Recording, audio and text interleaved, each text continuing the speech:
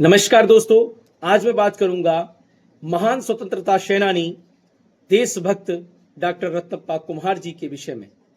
दोस्तों, डॉक्टर रत्नप्पा कुम्हार जी कुछ लोगों के लिए ये नाम नया हो सकता है, पर एक इस मातृभूमि पर न जाने कितने अनगिनत देशभक्त स्वतंत्रता सेनानियों ने जन्म लिया था।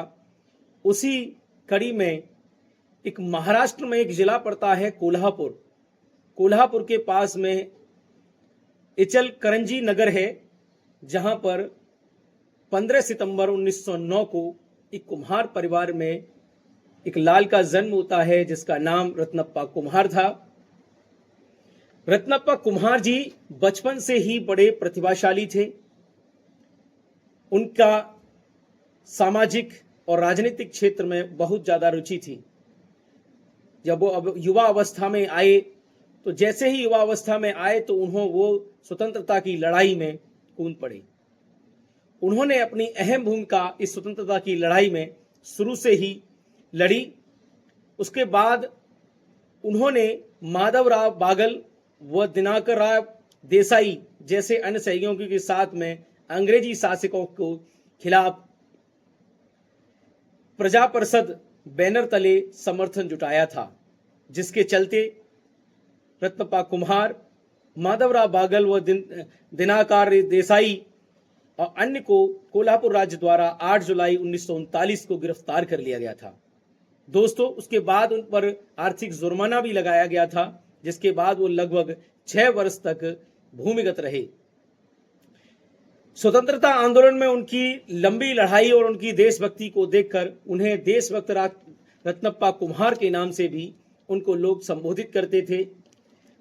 अगर बात करी जाए राजनीतिक सफर की, तो राजनीतिक सफर में स्वतंत्रता के बाद वे भारतीय संविधान सभा की कोर कमेटी के सदस्य बने। अपने संविधान की फाइल ड्राफ्ट में अंतिम हस्ताक्षर किए थे।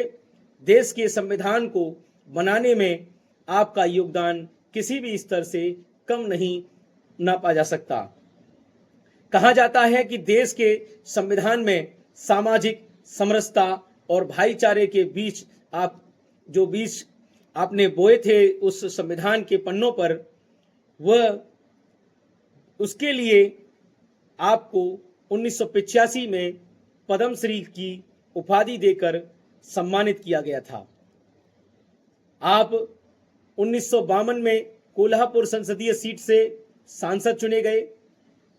उसके बाद इचलकरंजी में चीनी मिल की स्थापना की और उसके आप संस्थापक भी रहे।